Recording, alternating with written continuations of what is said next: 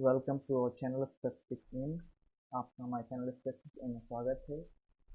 जैसा कि आपको पता है, फिलहाल अभी हाल ही में आपका एनटीपीसी और ग्रुप डी एग्ज़ाम के जो एग्ज़ाम होना आपका प्री एग्ज़ाम आपका, तो प्री एग्ज़ाम की हाल ही में अभी आपकी डेट अनाउंस की गई है, जो कि कब की आती है, तो 15 दिसंबर।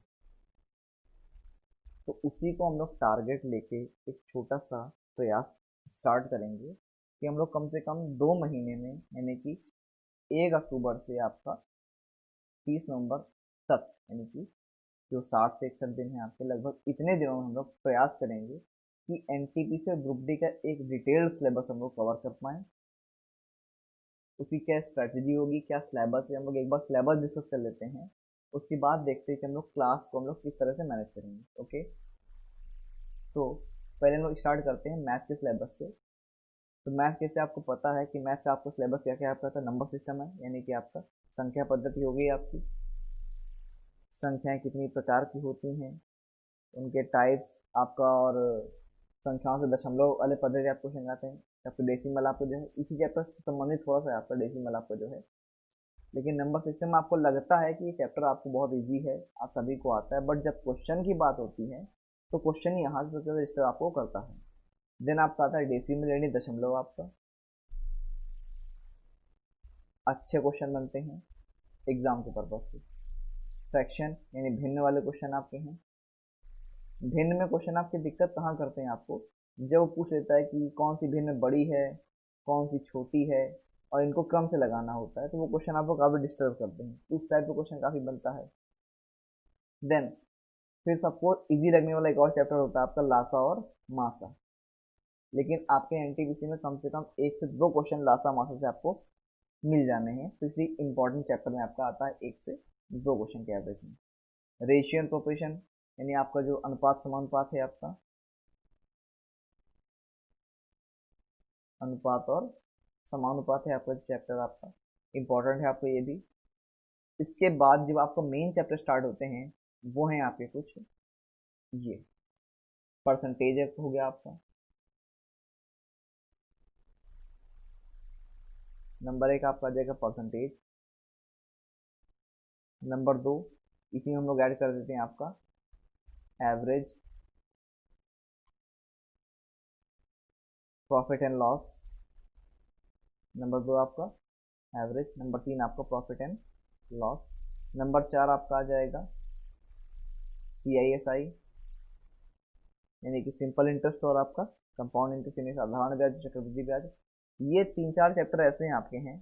ये आपको इन 3-4 चैप्टर से कम 10 क्वेश्चन मिल जाएंगे आराम से। आपको इतना पता है कि 30 नंबर की आपकी क्या नहीं है, मैथ, यानी कि काफी बड़ा पोर्शन आपका लिए मैथ लेके चलने वाला है। इसमें 10 क्वेश्चन आपके केवल किससे आ जाएंगे, LCM SCF, percentage, simple interest, compound interest, profit and loss, और एक आपका एवरेज।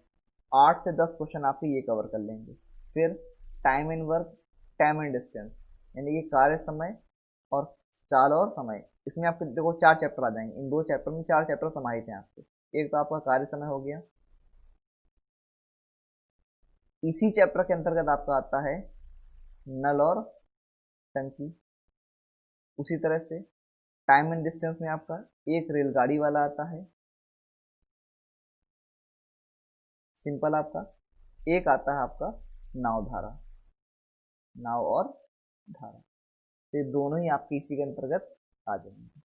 देन आपका एलिमेंट्री अलजेब्रा जो आजकल पूछता है आपसे, काफ़ी इंपॉर्टेंट भी है, तो एलिमेंट्री अलजेब्रा भी आपको थोड़ा सा याद रखना है। सिंपल अलजेब्रा है आपकी बेसिक, जो आपने 10th में पढ़ी होगी। सिंपल अलजेब्रा बहुत आपकी कोई रॉकेट साइंस नहीं है उसमें, आपका बहुत इजी आपका हो जाएगा आपका ये। ज्योमेट्री, ज्योमेट्री, ट्रिग्नोमेट्री, ये दो आपके एडवांस के हैं आपके, ये आपके एडवांस मैथ के हैं। बट अब आपको ये भी 4 से 5 क्वेश्चन दोनों से मिल जाते हैं। एक क्वेश्चन स्टैटिक्स का आपका, यानी कि सांख्यिकी, को हम बोलते हैं सांख्यिकी, कंफर्म मिलता है आपको। एक क्वेश्चन आपको सांख्यिकी से मिल जाता है। उसके साथ ही एक आता है आपका पाई चार्ट, जो आपके ग्राफ आते हैं, पाई चार्ट, और एक आपको आता है बार ग्राफ,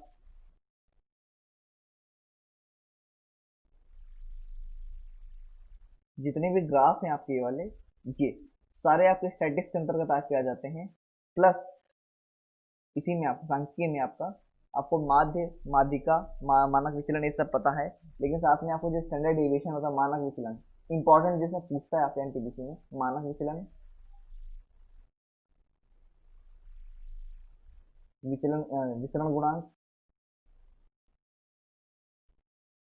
विचरण गुणांक प्लस प्रसार क्या होता है आपका, प्रसार या इसी को बोलते हैं आप परास। तो ये सब आपके, और एक होता है प्रसरण हिंदी में आपका। तो ये आपके कुछ इंपॉर्टेंट चैप्टर्स हैं आपके, और इंपॉर्टेंट आपके हैं। और ये ध्यान रखना आपको, स्टैटिक्स से एक क्वेश्चन आपको मिलेगा ग्राफ वाला, श्योर मिलेगा। बाकी चैप्टर्स भले एक बार छूट जाए, लेकिन इसका नहीं छूटता कभी आपका। और एक क्वेश्चन आपको मिल जाएगा ये मानक विचलन, विचरण गुणांक, प्रसार, यानी इन चार फार्मूले से, 1 2 3 और इन चार से आपको एक क्वेश्चन कंफर्म मिल जाएगा। यानी कि चार फार्मूले के आप याद कर लेते हैं तो आपका एक नंबर पक्का है। और हम लोग टारगेट लेके चलेंगे कि हम लोग मैथ में कम से कम 30 में, आउट ऑफ 30 में 28 29 स्कोर करें, आउट ऑफ 30। 28 और 29 स्कोर हम लोग किसमें रहना चाहिए केवल आपका, मैथ में, आउट ऑफ 30। क्योंकि हम लोग जितना स्कोर मैथ और रीजनिंग में कर लेंगे, उतने ही हमारे फाइनल सिलेक्शन के प्री एग्जाम में चांसेस बढ़ जाते हैं। क्योंकि ध्यान रखें, इस बार सिर्फ आप ही नहीं, जितने भी लोग हैं आपके, इस बार वो लास्ट चांस समझकर एक बार एनटीपीसी एग्जाम देने वाले हैं, ग्रुप डी देने वाले हैं। क्योंकि आप देख रहे हैं प्राइवेटाइजेशन हो रहा है आपका, तो उस हिसाब से सभी लोग अपना 100% देने वाले। तो हम लोग भी अपना 100% देने का प्रयास करेंगे, और कम से कम कोशिश करेंगे कि कम से कम, नहीं इतना, जिसका अगर जिसकी बहुत ही ज़्यादा वीक है तो कम से कम वीक से भी स्टूडेंट भी 25 प्लस स्कोर करे। इतना डिटेल्स हम लोग उसको देखेंगे। देन हम लोगों का आता है रीजनिंग। रीजनिंग में हम लोगों का एनालॉजी हो गया आपका, कंप्लीशन ऑफ नंबर, यानी कि आपका जो आपकी नंबर सीरीज आती है, आपकी नंबर सीरीज आपकी आती है, वो हो गई आपकी। प्लस इसको बोलते संख्याओं पर संक्रियाएं।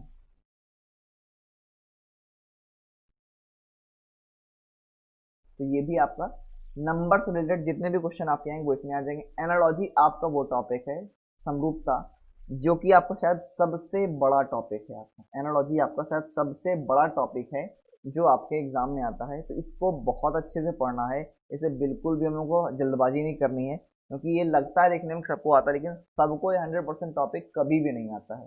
देन आपका आता है सीरीज में, तो नंबर सीरीज हो गई आपकी, अल्फाबेट सीरीज हो गई, कोडिंग डिकोडिंग हो गया आपका, मैथमेटिकल ऑपरेशन हो गया आपका, यानी कि गणितीय संक्रियाएं, गणितीय संक्रियाएं। इसके क्वेश्चंस आपको सभी को पता होंगे। गणितीय संक्रियाएं, सिमिलरिटीज एंड डिफरेंस, यानी समान और असमानता। तो ये जो आपके टॉपिक हैं, रिलेशनशिप यानी रक्त संबंध आपका, इनसे, इतने चैप्टर से आपके कम से कम 10 क्वेश्चन बनते हैं, श्योर है। इतने से आपके 10 क्वेश्चन कम से कम आराम से आपके बन जाते हैं। एनालिटिकल रीजनिंग, जैसे आपके एनालिटिकल में आपके ये भी आ जाएगा, सिलोगिज्म आ जाएगा इसमें आपका। देखो ये मेन टॉपिक हो गया आपका, ये मेन टॉपिक है सिलोगिज्म, यानी कि न्याय वाक्य इसमें आ जाएगा आपका। इसी के अंतर्गत आपको ये वाला आ जाएगा, एक आगे यहाँ पर दूसरा आपको ये लिखा है स्टेटमेंट एंड कंक्लूजन, यानी कि कथन और निष्कर्ष। कथन और निष्कर्ष आपको इसी में आ जाएगा आपका।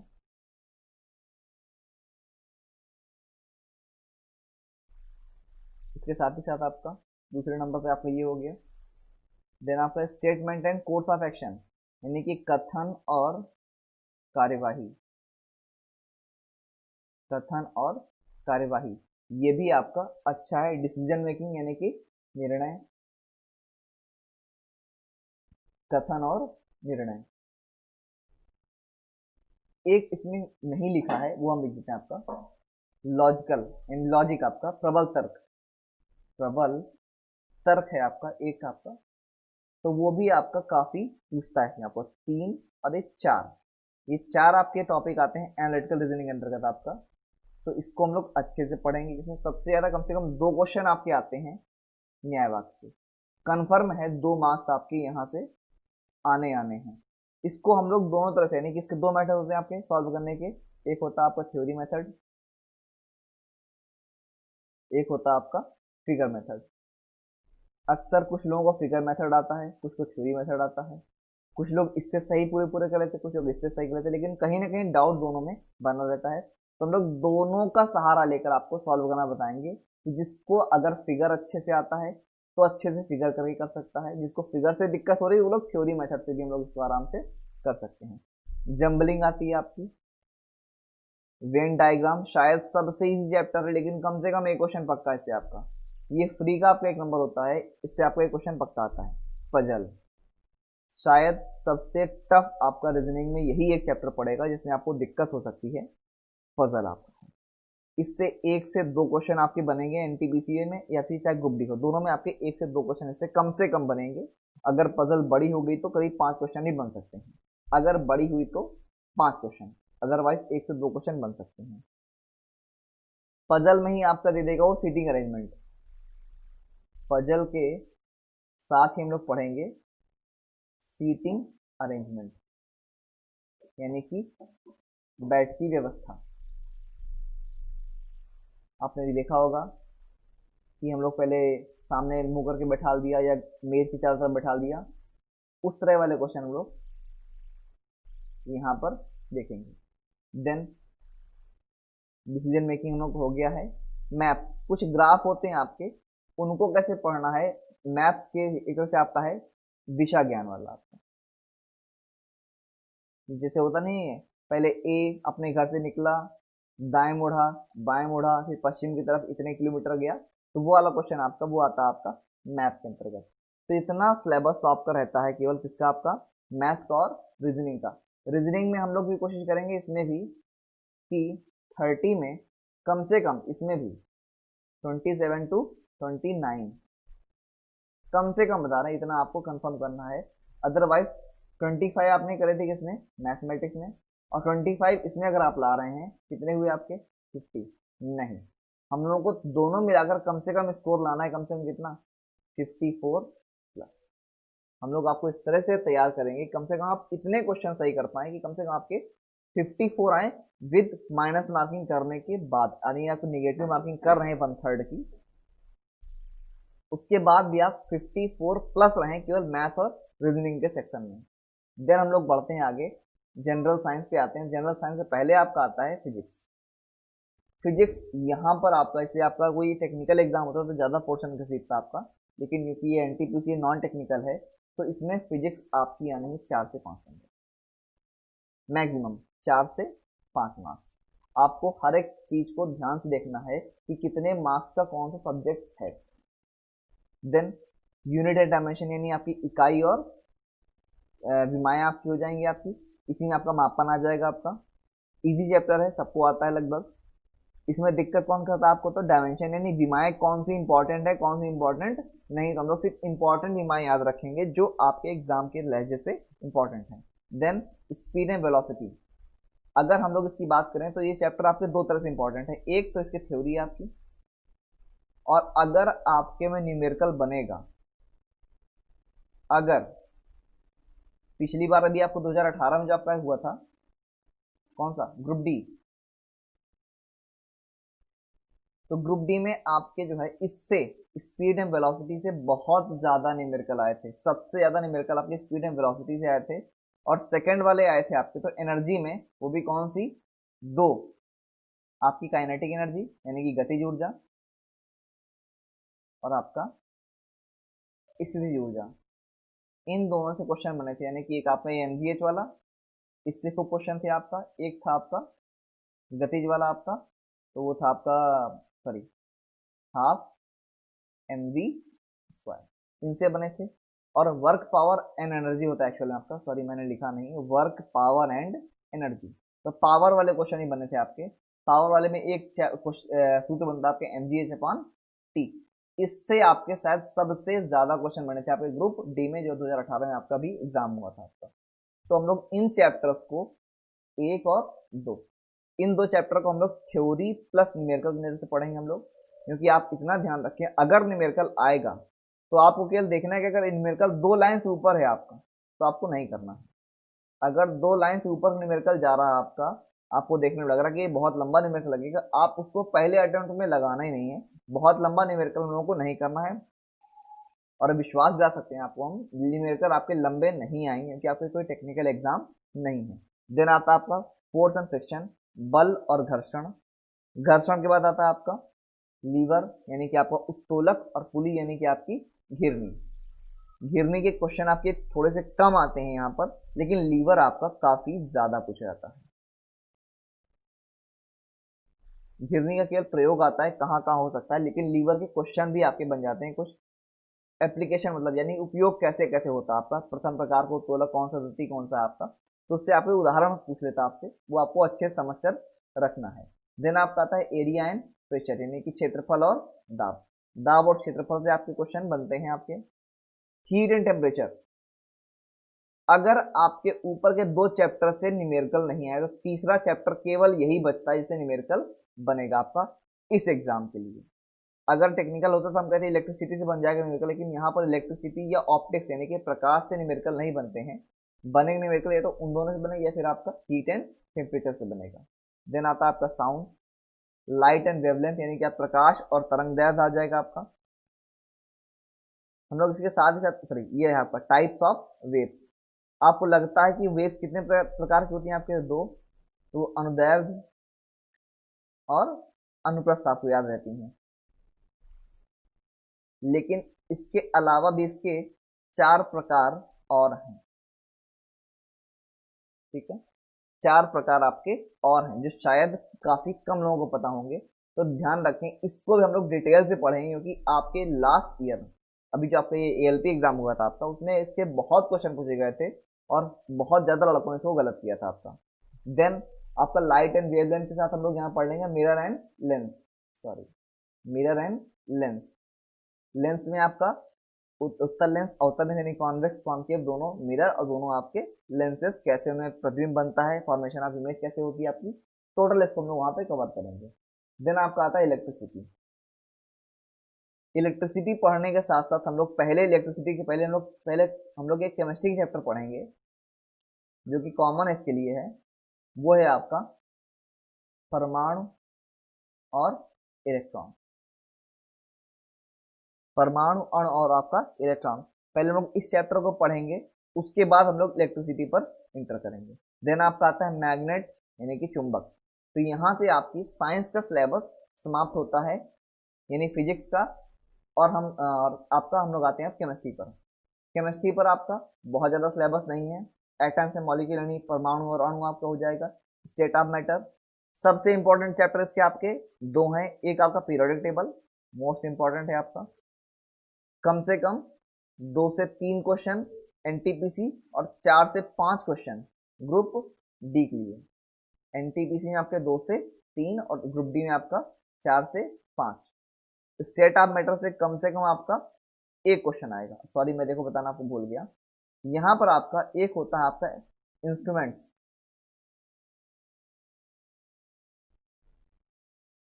जो आपके इंस्ट्रूमेंट होते हैं, एक न एक इंस्ट्रूमेंट आपसे पूछेगा जरूर कि एनीमोमीटर कौन सा कार्य है, बोलोमीटर का क्या कार्य है आपका, किसी न किसी एक आपसे यंत्र आपसे अवश्य पूछेगा कि इसका क्या कार्य होता है, तो उसकी आपको कंप्लीट डिटेल पढ़ाई भी जाएगी, उसको पूरी कंप्लीट पीडीएफ भी आपको प्रोवाइड कराई जाएगी। देन आते हम लोग आगे वैलेंसी। केमिस्ट्री में वैलेंसी यानी कि संयोजकता, ऑक्सीडेशन नंबर, इससे शायद आपको ऑक्सीडेशन नंबर निकालने का कोई क्वेश्चन आपका बन जाए। फिर आपका आता है कैटलिस्ट यानी उत्प्रेरक, और उत्प्रेरण आपका इसी में आ जाएगा। फिर आपका फ्यूल ईंधन, इससे काफी क्वेश्चन बनते हैं आपके। मेटल नॉन मेटल मेटलॉइड्स यानी कि आपके धातु अधातु रूप धातु हैं। वैसे पीरियोडिक टेबल और स्टेट ऑफ मैटर एलिमेंट हम लोग इसको पढ़ लेंगे, लेकिन फिर भी इसको यहाँ पर एक बार हम लोग रिवाइज कर लेंगे क्योंकि ये काफी इंपॉर्टेंट है आपके एग्जाम पर्पज के लिए। देन आपका आता है एसिड बेस एंड सॉल्ट, अम्ल क्षार और लवण। Gaseous law, gaseous law important है आपका, सारी लॉज हमको यहाँ पढ़नी है।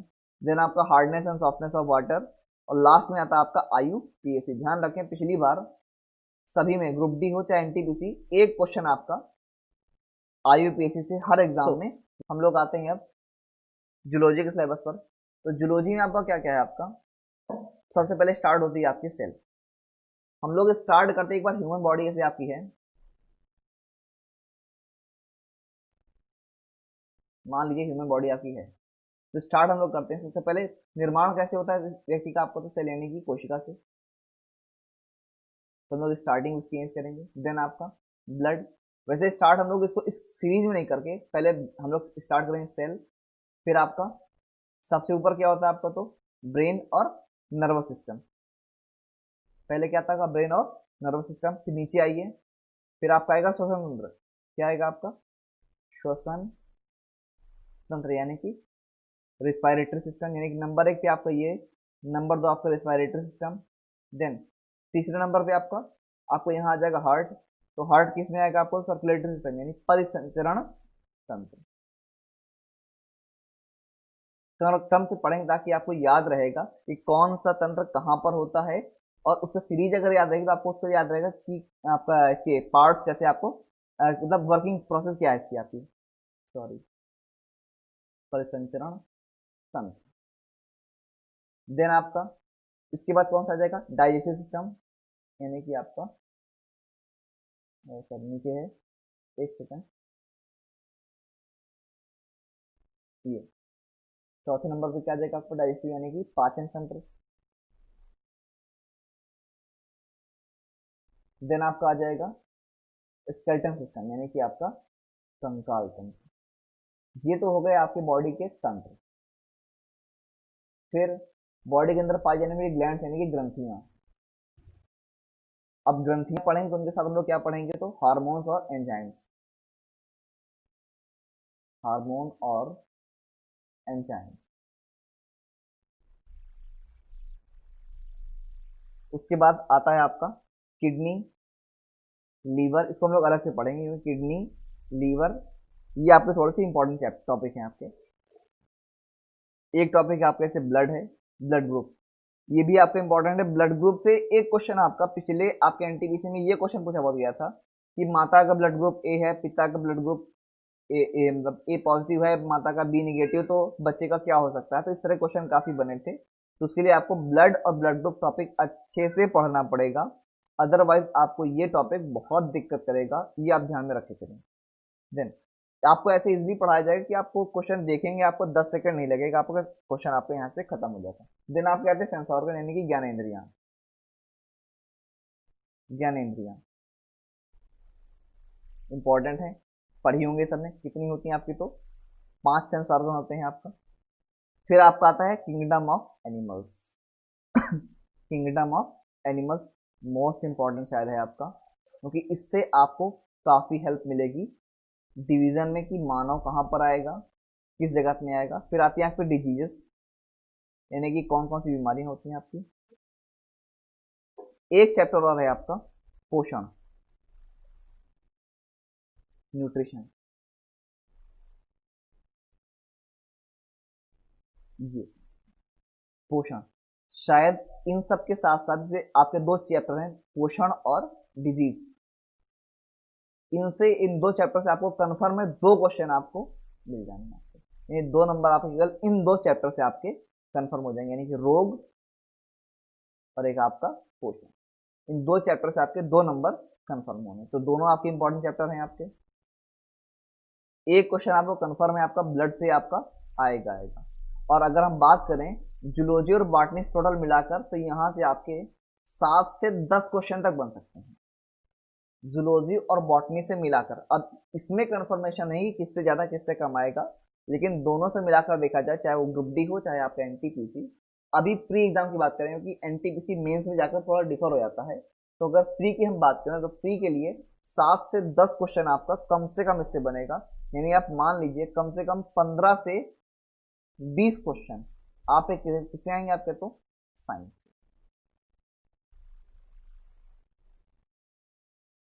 ठीक है, देन हम लोग आते हैं बॉटनी पर। बॉटनी का आपको चैप्टर देखने में कम लग रहे हैं, लेकिन एक्चुअल में ये काफी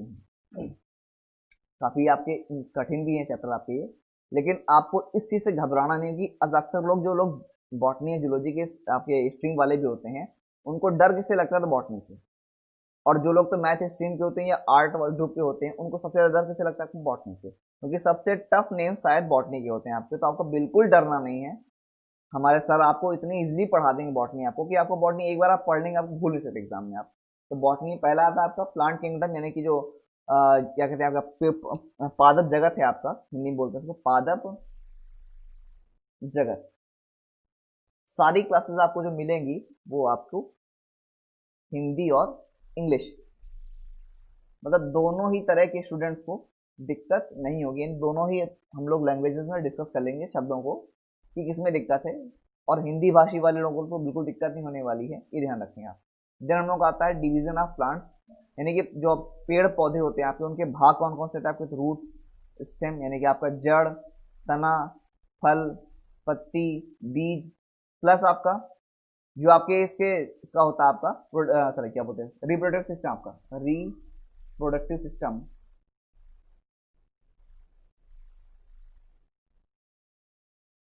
ऑफ प्लांट, यानी कि पुंकेसर, स्त्री केसर, ये सब होते हैं आपके। उन सबको भी हम लोग यहीं पढ़ेंगे। बाह्यदल पुंज, यानी कि वो सब आपके ऐसे तो आपके क्या कहते हैं, फूल जैसे आपका है आपका फ्लावर वगैरह आपका, उसके अंतर्गत आपके आ ही जाएंगे इसी में आपका। लेकिन उनको हम लोग अलग से पढ़ेंगे, क्योंकि आप लोग इसमें डिस्टर्ब काफी ज्यादा होते हैं। जैसे आपका फिर आप इसी में आते हैं ऊतक वगैरह कौन से होते हैं आपके? टिश्यूज आपके, इनके एंजाइम्स आपके पूछता है आपसे कि इनके पेड़ पौधे में कौन से एंजाइम वगैरह पाए जाते हैं, तो वो सब आप लोग इसी के अंतर्गत पूरा पूरा पढ़ लेंगे। यानी ये बड़ा चैप्टर है आपका, शायद इसका सबसे बड़ा चैप्टर आपका यही वाला बैठेगा आपका। फिर प्लांट्स में होने वाली बीमारियां, डिजीज ऑफ प्लांट्स। काफी बीमारियां होती हैं, जो लोग अपने गांव से थोड़े होंगे, कृषि से जुड़े हुए होंगे, उनको पता है कि प्लांट्स में काफी डिजीज आपकी हो जाती हैं। उसके अलावा आपका एलिमेंट्स ऑफ प्लांट, यानी कि किसी पौधे में कौन कौन से तत्व पाए जाते हैं, वो आप लोग यहीं से देख लेंगे। फोटोसिंथेसिस शायद सबको पता होगा, प्रकाश संश्लेषण होता है आपका ये, पौधे का खाना पकाना आपका कैसे पकाता है, तो उसके बारे में हम लोग देख लेंगे यहाँ से। इंपॉर्टेंट है आपका, ध्यान रखिए। इसमें सबसे इंपॉर्टेंट आपका एक है प्लांट किंगडम आपका, और सेकंड है आपका डिवीजन ऑफ प्लांट। एक और दो क्वेश्चन, तीन क्वेश्चन के इन दोनों से कंफर्म है आपके आने हैं। बाकी किससे आ जाएगा फिर एग्जाम है, वो कंफर्मेशन नहीं, लेकिन इन दोनों से आपके तीन क्वेश्चन आपके बन जाने हैं आपके। आगे बढ़ते हैं हम लोग जरा सा ज्योग्राफी पर आते हैं हम लोग।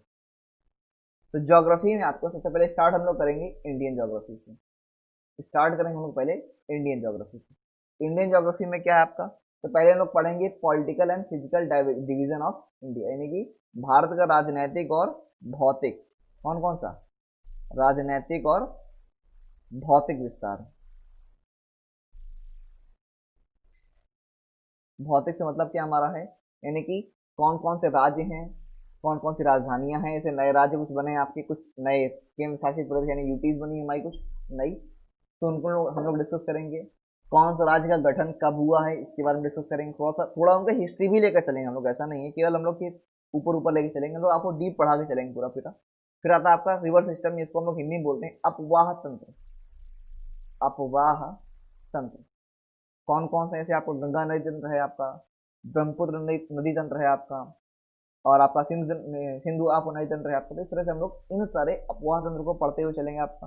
फिर भारत का मौसम और अनसर्टेनिटी ऑफ वेदर, यानी जैसे आपका कहीं बारिश हो रही है, कहीं सूखा पड़ा है। इस टाइम से आप देख रहे हैं बिहार में, अच्छा आपका पश्चिम बंगाल में बाढ़ आ रही है, इधर अपने उत्तर प्रदेश वगैरह में कोई दिक्कत नहीं है ऐसी कोई, कुछ एरियाज में बिल्कुल सूखा पड़ा है। तो इस तरह के कंडीशन जो है आपके, हम लोग से टोटल पढ़ेंगे कि भारत का मौसम किस तरह से चेंज होता है आपका। Environmental sorry structure of India. सबसे इंपॉर्टेंट इसमें आपका आता है इंडियन ट्राइब्स, जो कि आप भूलते हैं। ये चैप्टर कौन सा है आपका? भूलने वाला। इसको अक्सर आप भूल जाते हैं, इग्नोर कर देते हैं, अगर इससे क्वेश्चन नहीं बनता आपका। लेकिन ट्राइब से एक क्वेश्चन, अब वो चाहे इंडिया की हो या फिर वर्ल्ड की, एक क्वेश्चन बनेगा या तो इंडिया की ट्राइब से या आपका वर्ल्ड की, दो में से एक क्वेश्चन आपका ये बना देगा आपका। ट्राइबल क्वेश्चन आपके अब काफी बनने लगे हैं। देन हम लोग आते हैं वर्ल्ड ज्योग्राफी में। तो सबसे पहले स्टार्ट क्या होगा आपको? तो लॉन्गिट्यूड और लैटिट्यूड, यानी कि आपकी अक्षांश और देशांतर।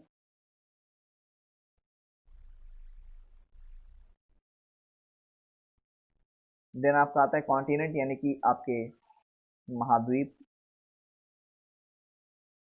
इसके बाद हम लोग यही महाद्वीप के साथ पढ़ लेंगे हम लोग क्या, महासागर भी पढ़ लेंगे। महासागर के बाद हम लोग अगला पढ़ेंगे क्या, तो महासागरीय धाराएं, ओशन करंट आपका। देन हम लोग आएंगे किस पे आपको, तो विंड पर।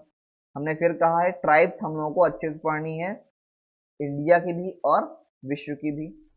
फिर आपका आता है ग्रासलैंड, घास के मैदान पूछता है आपसे, कहाँ कहाँ कौन से घास के मैदान है, कहाँ सवाना है, कहाँ प्रेरीज है, कहाँ स्टेपी है, तो ये सब पूछता है आपसे। घास के मैदान इंपॉर्टेंट है आपका, ये भी आपका ग्रुप डी में, एनटीपीसी में कंफर्म नहीं है इसके लिए, लेकिन ग्रुप डी में इसके एक क्वेश्चन बनने की पॉसिबिलिटी काफी रहती है आपकी। देन आपका आता है सोलर सिस्टम और इकोनॉमिकल ज्योग्राफी। इसके साथ साथ आपका एक चीज और है आपका, स्टार्टिंग हम लोग करेंगे तो प्लेट टेक्टोनिक थ्योरी से।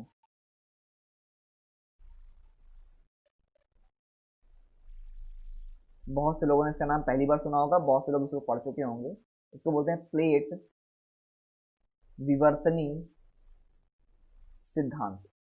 स्टार्टिंग हम लोग अपने ज्योग्राफी की यहीं से करेंगे, फिर उसके बाद हम लोग का आता है लॉन्गिट्यूड और लेटीट्यूड हम लोगों का। देन लास्ट में हम लोग आएंगे सेंसस यानी कि जनगणना। जनगणना जनगणना फिलहाल अभी 2011 वाली ही है, 2021 की अभी आई नहीं है, तो भी कोई अपडेट उसका है नहीं है। तो हम लोग अभी पहले स्टार्टिंग हम लोग इन चैप्टर से यानी इन सिलेबस के सॉरी इन सब्जेक्ट से हम लोग स्टार्ट करेंगे अपना कोर्स। देन जब ये हम लोग का खत्म हो जाएगा, देन हम लोग आएंगे अपना पॉलिटी पर, हिस्ट्री पर, इकोनॉमिक्स,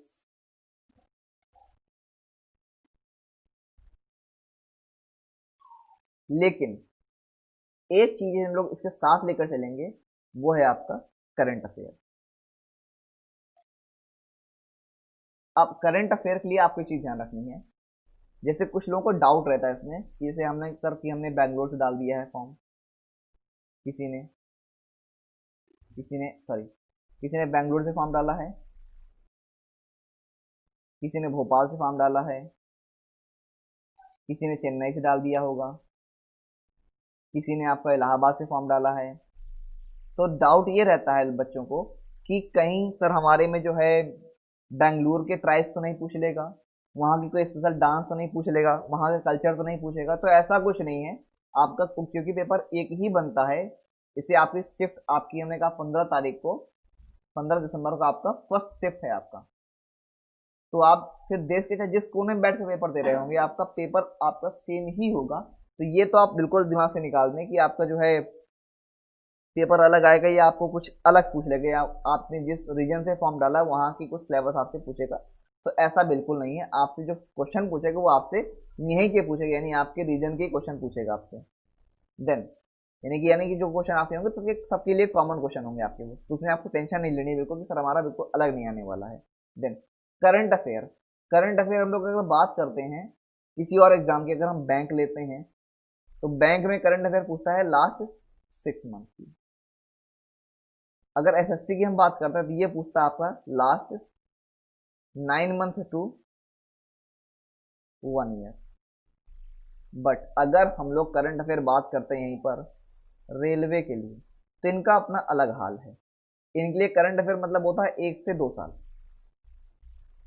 मतलब जब तक करंट अफेयर की जो है वो हिस्ट्री में ना कन्वर्ट हो जाए तब तक इनके करंट अफेयर नहीं बनते हैं। तो आपको पूरे यानी 2019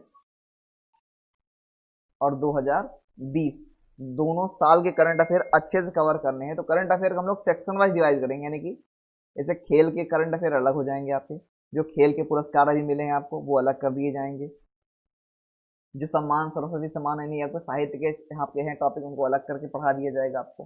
तो इस तरह से हम लोग सेक्शन वाइज को डिवाइड करके पढ़ेंगे ताकि आपको थोड़ा सा इजी रहे, और हम लोग का टारगेट रहेगा कम से कम आपको कम से कम सिलेक्शन दिलाने के लिए कम से कम हम लोग 80 प्लस आपको क्वेश्चन आपको यहाँ पर दिला सके, नंबर 80 प्लस विदाउट नॉर्मलाइजेशन। ध्यान रखें प्री एग्जाम में विदाउट नॉर्मलाइजेशन। बहुत सी कोचिंग आपको बताएंगे क्या, आपको बिल्कुल 95 क्वेश्चन दिला देंगे, झूठ है। 95 क्वेश्चन आप कर पाओगे, ना वो 95 क्वेश्चन आपको पढ़ा पाएंगे। हम कह रहे हैं हमारे पढ़ाए हुए कम से कम आपको 95 क्वेश्चन मिल जाएंगे, ये श्योरिटी है, ये हम श्योरिटी कह सकते हैं। लेकिन इतना आप भी जानते हैं कि 95 क्वेश्चन, मैं ये नहीं कहता सभी लोग कर लेंगे, ऐसा नहीं, और ये ऐसे कोई नहीं कर पाएगा, ऐसा नहीं। 95 क्वेश्चन आप में से कुछ लोग होंगे जो 95 क्वेश्चन प्लस भी करके आएंगे वहां पर, ऐसा नहीं है। लेकिन हमें कह रहे हैं अगर आप जीरो से स्टार्ट करते हैं, आज आप अगर आप जीरो से स्टार्ट कर रहे हैं, तब भी हम आपको इतने सक्षम बना देंगे, कम से कम आप 80 नंबर तो इसमें आप ले आए। हम झूठे सपने आपको नहीं दिखा सकते, क्योंकि अगर आपको हम बताएं झूठ बोल करके नहीं, हम आपको 95 क्वेश्चन ही दिलाएंगे तो वो झूठ होगा। हाँ, ये अगर आप हमारे साथ जुड़े रहते हैं अभी, आप प्री से लेकर मेंस तक, तो हम आपको इस लायक बना देंगे कम से कम आप एक जॉब फाइनली ले सके, आप एनटीपीसी में, चाहे आप ग्रुप डी में।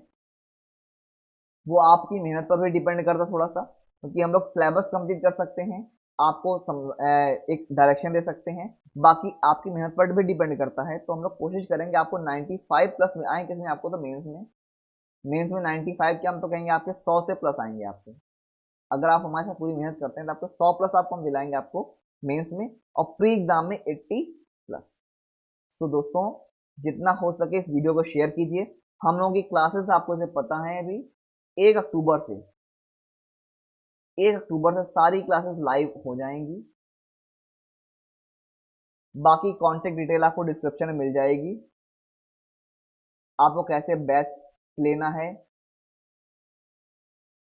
सारी डिटेल आपको डिस्क्रिप्शन में दी हुई है। आप इससे परेशान ना हो कि कोई नया यूट्यूब चैनल खुल गया उससे हम लोगों को दे रहे हैं, तो हम लोग फिलहाल ऑफलाइन में करीब 10 साल से इसी से जुड़े हुए हैं। तो सभी टीचरों के पास कम से कम 10 साल प्लस का एक्सपीरियंस है, तो उससे आप बिल्कुल निश्चिंत रहें कि हम लोग ऑफलाइन पे हैं, हम लोग ऑनलाइन नए पे आए हैं। बाकी हम लोग ऑफलाइन पे ऑलरेडी हम लोगों ने कई सिलेक्शन दे चुके हैं। जो लोग जानते हैं, बच्चे जो हमारी कोचिंग में पढ़ चुके हैं या सिलेक्शन पा चुके हैं, उनसे रिक्वेस्ट है कम से कम वो इस वीडियो को शेयर करें और नीचे कमेंट में अपने सजेशन दें कि उनको कैसा लगता है, कैसे टीचर्स हैं, उनके बारे में डिटेल पढ़ाएं। सभी टीचर्स मिलकर आपको सारी क्लासेस प्रोवाइड करेंगे। क्लास की टाइमिंग वगैरह आपको जो है, और कैसी आपके डेमो क्लासेस हैं, बहुत जल्द ही आपको प्रोवाइड कर दी जाएंगी, और डिस्क्रिप्शन में आपको सारी चीज़ें मिल जाएंगी, आपको कैसे कांटेक्ट करके आपको ये बैच लेना है। ओके, सो आज की ये आपको डिस्कशन आपको समझ में आ गया होगा। बहुत जल्द ही आपसे हम लोग लाइव क्लास में मिलते हैं, तब तक के लिए बहुत बहुत धन्यवाद। जय हिंद।